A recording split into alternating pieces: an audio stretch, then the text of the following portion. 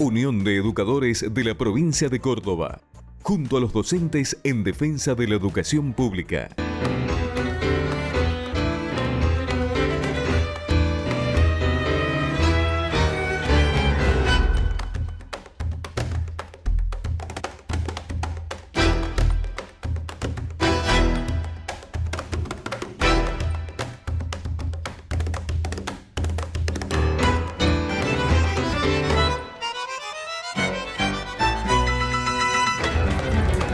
Muy bienvenidos a una nueva edición de Principio Activo Salud y Sociedad. Hoy vamos a seguir con los informes de los equipos técnicos del Poder Judicial y al final del programa también vamos a compartir una entrevista exclusiva con Atilio Borón para hablar de comunicación y democracia. En nuestro segundo informe sobre la importancia de los equipos técnicos del Poder Judicial, vamos a seguir internándonos en su trabajo y en la importancia que tienen a la hora de que la justicia pueda ser justa, pueda impartir justicia. Cómo su trabajo desde los equipos de salud tienen que ver con el contexto y la posibilidad de definir con mayor precisión la causa y los hechos. Ahora, a este trabajo fundamental para la justicia, los profesionales que la llevan a cabo, en su mayoría mujeres, se ven en una situación de precarización laboral. Ellos ponen su matrícula, ponen el cuerpo, ponen el conocimiento. Para la sociedad son valiosísimos, pero parece que el Poder Judicial los usa, pero no los reconoce como debería. La voz de los protagonistas de los equipos técnicos del Poder Judicial.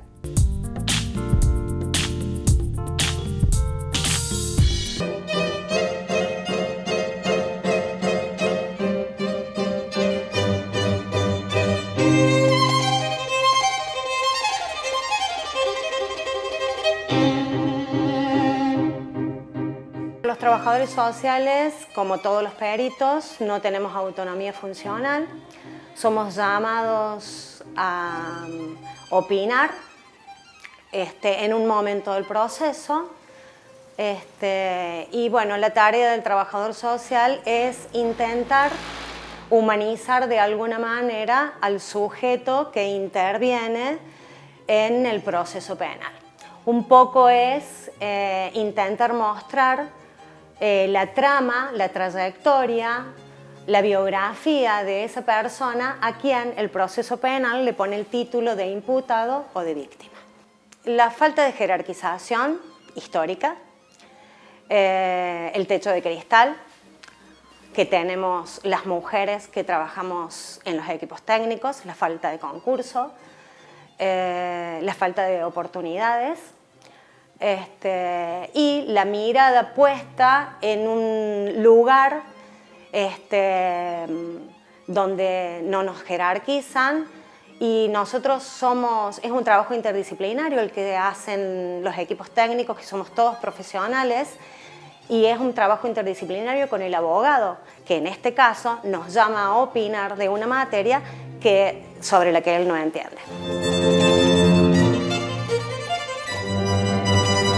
De los 13 psiquiatras que trabajamos ahí, somos todos médicos psiquiatras, es decir, que tenemos el cursado de la carrera de medicina y luego de la especialidad, que según los casos pueden ser llevados a cabo en 4 o 5 años más, aparte de haber estudiado medicina. Y de los 13 que somos en los equipos de civil, violencia familiar y equipo técnico penal, somos solamente 4 quienes somos personal de planta permanente, y el resto de los profesionales, es decir, 9 de esos 13, son profesionales contratados, llegando incluso algunos a tener casi 6 años de antigüedad, con una precariedad laboral en el sentido ¿no? de que es justamente un contrato de trabajo, nada más, que se va renovando según su desempeño semestralmente. Un número altísimo de demanda, que es una casuística que se va aumentando. Fundamentalmente en la problemática familiar, ¿no?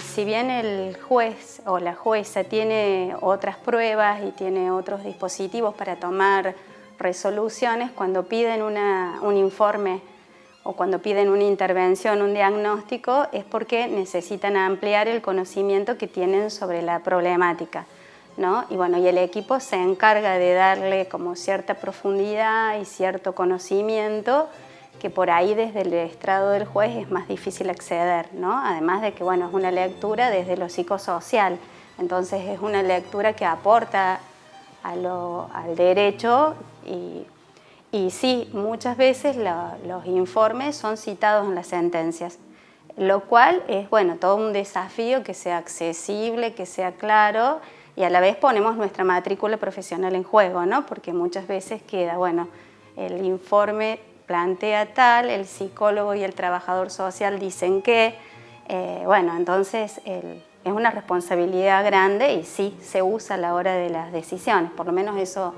creemos nosotros. El CATEMU trabaja con los 8 juzgados de familia de Córdoba Capital y también trabajamos con pedidos de otros juzgados del interior y a veces con pedidos de juzgados de otras partes del país. Creatividad en las respuestas, entonces realizamos un abordaje como en el caso a caso. Si bien la justicia o el sistema de justicia podría o muchas veces tiende a dar respuestas estandarizadas, nosotras abordamos el trabajo con cada familia como con este componente, ¿no? Por una cuestión de salud mental nuestra y también de poder hacer un aporte a la familia que sea el que esa familia necesita en sí.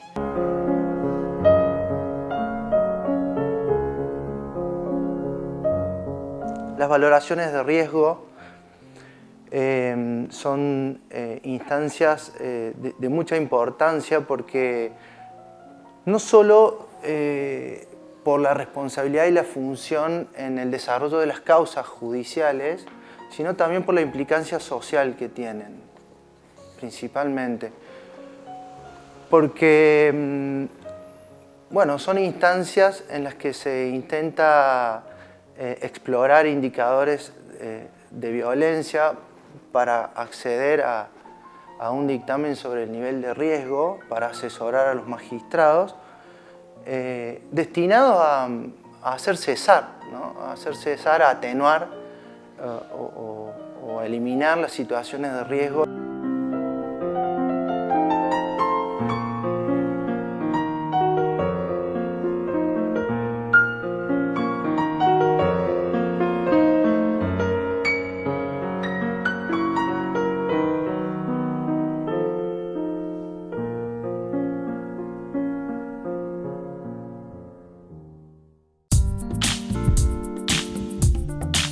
Queda absolutamente claro la importancia que tiene el trabajo de los equipos de salud que forman parte de los equipos técnicos del Poder Judicial para que los procesos tengan mayor fundamento, para que la sociedad pueda tener valoración del riesgo y estar más protegida en todo sentido. Ahora es hora que se haga justicia en el reconocimiento de su trabajo. En el próximo bloque vamos a compartir 2 micros de economía, uno de economía feminista y el otro para hablar de la importancia de la inflación y un mito que tenemos al respecto.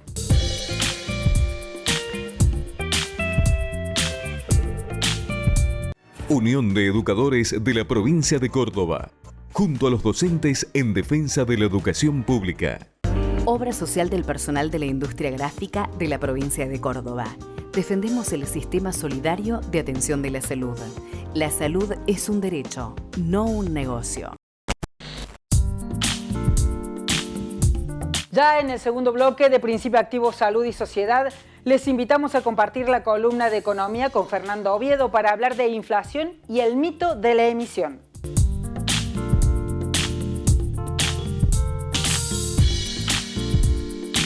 La inflación es uno de los principales problemas de la economía argentina y pareciera que no tuviese solución, que no tuviese remedio, ¿no?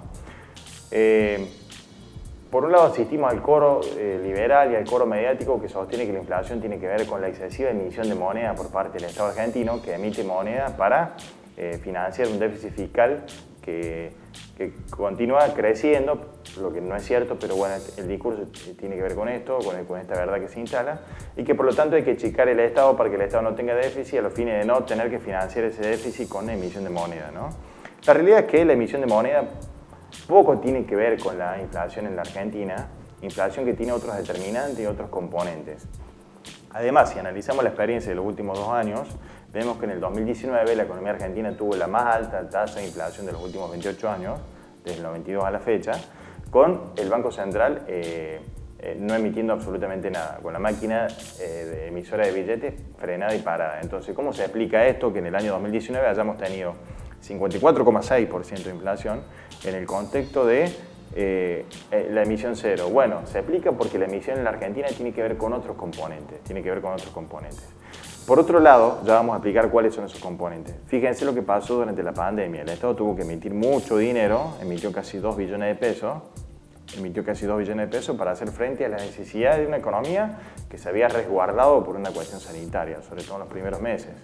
Entonces el Estado tuvo que asistir a las pymes, a las empresas y a los asalariados y a la población en general pagando el IFE. Emitió 2,7 billones de pesos el Estado argentino, de los cuales absorbió parte de esa emisión con un instrumento que se conoce como las LELIQ, que ya vamos a explicar esto en otra charla, en qué consiste ese mecanismo de absorción. No obstante, ¿qué pasó con la inflación ante semejante emisión? La inflación fue del 34,6 en el 2020. Es decir, fue mucho menor que la inflación del 2019, donde se emitió nada. Entonces, aún desde la teoría económica liberal, que sostiene que la inflación tiene que ver con la emisión de moneda, aún desde ahí esto se puede refutar. ¿Por qué? Porque aún la teoría económica clásica dice que si aumenta la emisión de moneda, o sea, aumenta la cantidad de dinero, o sea, aumenta la oferta de dinero, si ese aumento va acompañado de un aumento en la demanda de dinero, la cuestión se equilibra y el efecto inflacionario es neutro. ¿Y por qué aumentó la demanda de dinero durante la pandemia en Argentina? Porque la gente demandaba pesos a modo de resguardo, ¿sí? A manera de prevención, ¿no? Por la incertidumbre que generaba la pandemia. Entonces se verificó, el Banco Central tiene mecanismos para medir la demanda de dinero y se verificó un aumento en la demanda de dinero. Entonces, aún aumentando la oferta y la emisión de dinero, se aumenta la demanda de dinero, el efecto inflacionario es neutro. Entonces, ¿con qué tiene que ver la inflación en la Argentina? Básicamente, nuestra inflación está en una inercia aumento de precios que no se detiene, en una inercia. Y esa inercia tiene que ver fundamentalmente con el valor del dólar, ¿verdad? Y con las expectativas, porque muchos formadores de precios en mercados que en Argentina son muy concentrados, muchos formadores de precios aumentan por las dudas. Yo aumento por las dudas, no sea cosa que el dólar mañana suba, aumento por las dudas.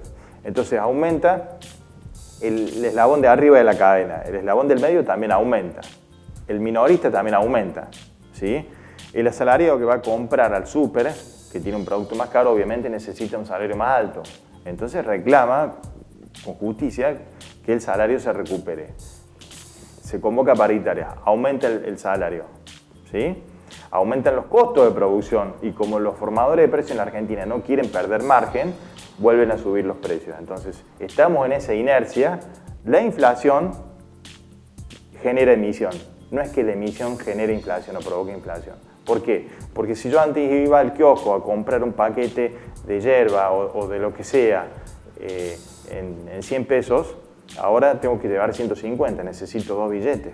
Necesito un billete de 100 y un billete de 50. Entonces la inflación determina que el Banco Central tenga que emitir más para ajustar la cantidad nominal de dinero a la cantidad real en términos de la evolución de la tasa de inflación. O sea que la inflación dispara la necesidad de la emisión porque necesitamos más billetes para poder transaccionar, ¿no? En esta oportunidad, la economía feminista, como siempre, de la mano de la magíster Melissa Luch, para hablar de por qué se da la feminización de la pobreza. Hola a todos y a todas. De nuevo, Melissa Luch hablándoles sobre economía feminista. Algo quizás importante para poder entender las propuestas de política económica que hace la economía feminista para cambiar la condición desigual del colectivo femenino con respecto al colectivo masculino, si uno lo quiere decir así, es poder entender por qué existe la feminización de la pobreza. ¿Qué es lo que lleva a que las mujeres seamos más pobres que nuestros pares hombres? Y en realidad lo que la economía feminista ha logrado demostrar con evidencia empírica es que esto es así y las mujeres tenemos menos posibilidades que nuestros pares hombres porque somos las responsables de llevar a cabo las tareas de cuidado y las tareas domésticas, tanto en el ámbito privado, familiar, como en los mercados laborales. Ser las responsables de las tareas de cuidado tiene más consecuencias sobre el colectivo femenino de lo que se cree. Nos impide poder desarrollarnos profesionalmente igual que nuestros pares hombres, nos quita tiempo, muchísimo tiempo diario de nuestras vidas. En particular en Córdoba las mujeres dedicamos 6 horas a las tareas de cuidado diariamente, mientras que nuestros pares hombres solamente le dedican 2 y tenemos las mismas jornadas laborales en los mercados. Por lo tanto, todas estas cosas van a tener una consecuencia muy grande sobre el colectivo femenino. La feminización de la pobreza es una de ellas. La pobreza de tiempo es otra de ellas. Y la economía feminista lo que ha tratado de hacer es recabar, por un lado, evidencia empírica para poder demostrar que nuestro rol en el sistema capitalista es el del cuidado y que, por lo tanto, eso nos quita oportunidades. Pero además, lo que han tratado de hacer desde la economía feminista es poder demostrar que el sistema capitalista se beneficia de este servicio gratuito que llevamos a cabo las mujeres y el colectivo femenino en general. Por lo tanto, para poder erradicar las desigualdades que existen entre varones y el resto de las personas que vivimos en estas sociedades y poder vivir en sociedades más igualitarias, claramente tenemos que erradicar el estereotipo de que somos las encargadas de cuidar a la sociedad, a la familia y a nuestros pares. En el próximo bloque, lo prometido, Atilio Borón para hablar de comunicación y democracia.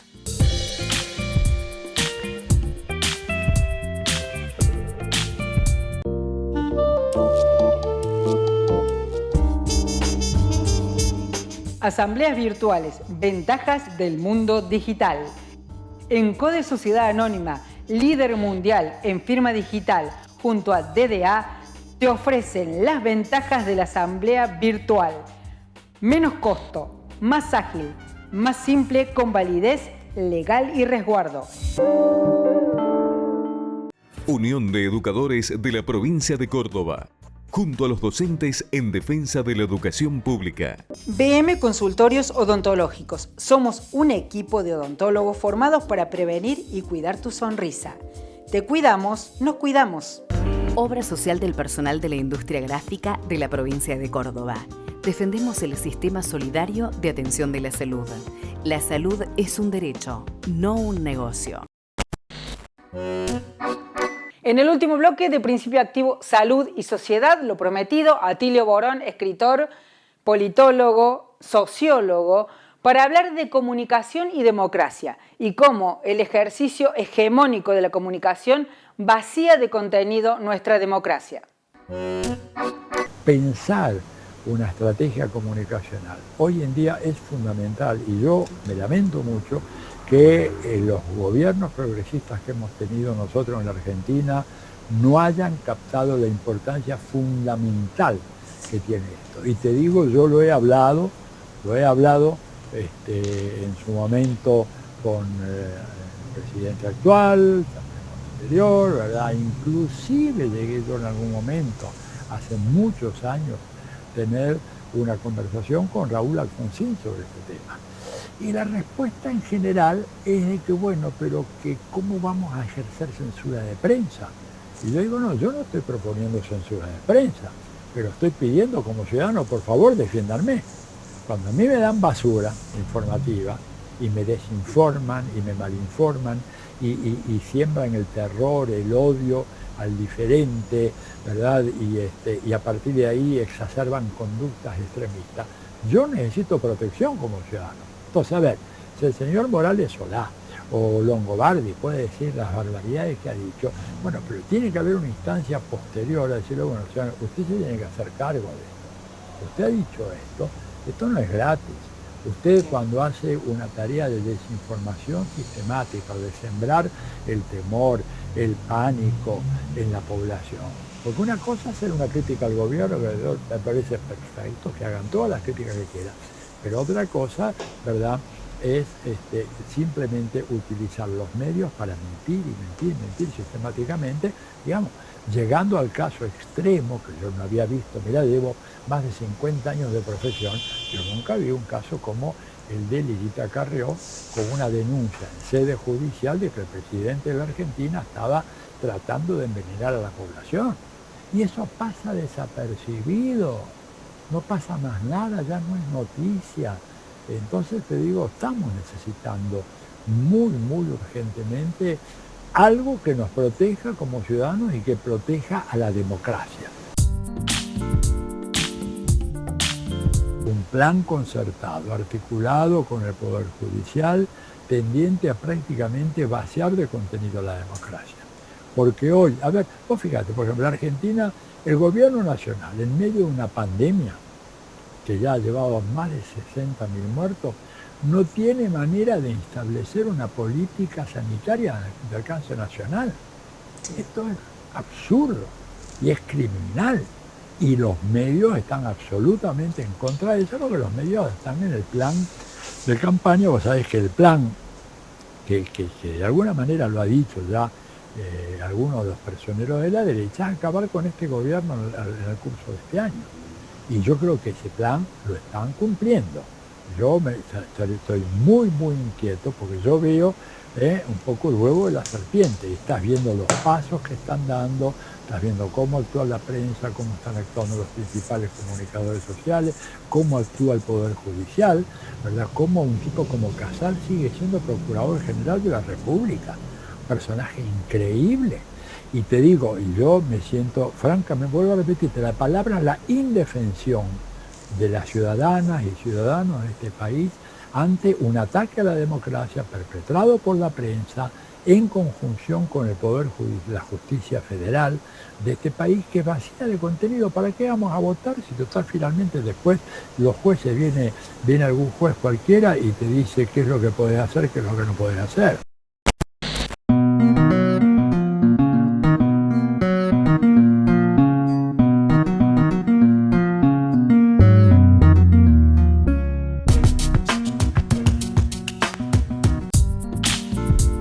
En estos días hemos asistido desde distintos medios a discusiones que tienen que ver con la economía y con el desarrollo.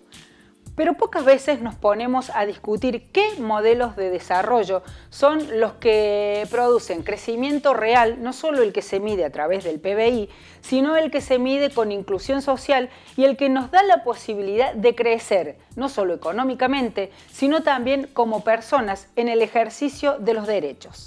En este sentido, no tenemos mucha información sobre cuáles son los modelos de desarrollo disponibles, porque por lo general solo conocemos el modelo de explotación que propone el capitalismo, que impone, desde lo cultural, el hiperconsumismo como forma de sostenimiento económico para generar también mayor riquezas. ¿Es el hiperconsumismo generador de riquezas o genera también insatisfacción?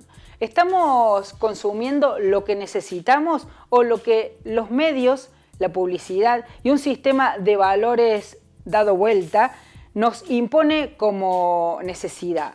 Por ejemplo, ¿es más importante comer sano o tener zapatillas de marca? ¿Cómo evaluamos cuál es la satisfacción que necesitamos como individuo cuando el sistema propone valoración de las personas a través de lo que tiene, de la capacidad que tiene para comprar y no de lo que es como persona y lo que brinda con su servicio, con su esfuerzo al desarrollo colectivo y solidario de la sociedad? Por ejemplo, si un médico que trabaja en un hospital público trabaja de sol a sol y salva vidas, pero vive humildemente y no tiene un auto costoso, ¿la sociedad lo valora por lo que hace? ¿O tiene más valor aquel médico que tiene un consultorio privado y haciendo algunas prácticas tiene la posibilidad de comprar muchas cosas más? Seguramente que vamos a valorar más al médico que está entregando su vida por la vida de los demás. Ahora, hagamos un minuto de reflexión y pensemos. Si no pensamos, o en algún punto parte de la sociedad piensa, y ese señor no la está haciendo bien, en esa jerga común. Porque el otro la hace mejor porque trabaja menos y gana más. Entonces, cuando una sociedad tiene dado vueltas los valores y el tener dinero y el tener capacidad de hiperconsumo se asocia con la felicidad, estamos perdidos. No podemos decidir qué es lo que realmente nos hace feliz como individuos y como sociedad. Al margen de la forma de desarrollo y de organización que elijamos como sociedad, está absolutamente claro que no existe ninguna forma de desarrollo que no implique el trabajo organizado, la fuerza de trabajo organizado, o sea, de los trabajadores. ¿Por qué son otros los que deciden sobre cómo los trabajadores queremos organizarnos, queremos distribuir las ganancias y queremos proveer al resto de la sociedad y a nosotros mismos de parámetros que tengan que ver con una felicidad real de realización? Nos han hecho creer que el dinero es más importante que el esfuerzo, que el trabajo, que los recursos naturales, que la misma naturaleza. Desde el momento que creemos eso, empezamos a perder la batalla. Empezamos a no dar la gran batalla en la cual los trabajadores tenemos que asumir que somos el motor fundamental que empuja a la sociedad. Sin el trabajo y sin el esfuerzo no existe nada. Es cierto que el poder económico hoy está reconcentrado, que tiene además a su disposición a los medios de comunicación y en la Argentina y en muchos países de América Latina también al poder judicial.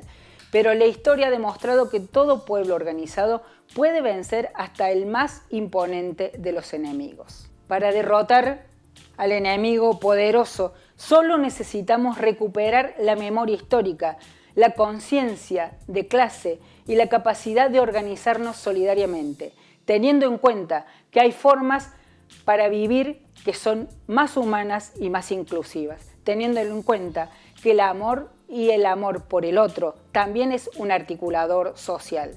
La batalla es todos los días.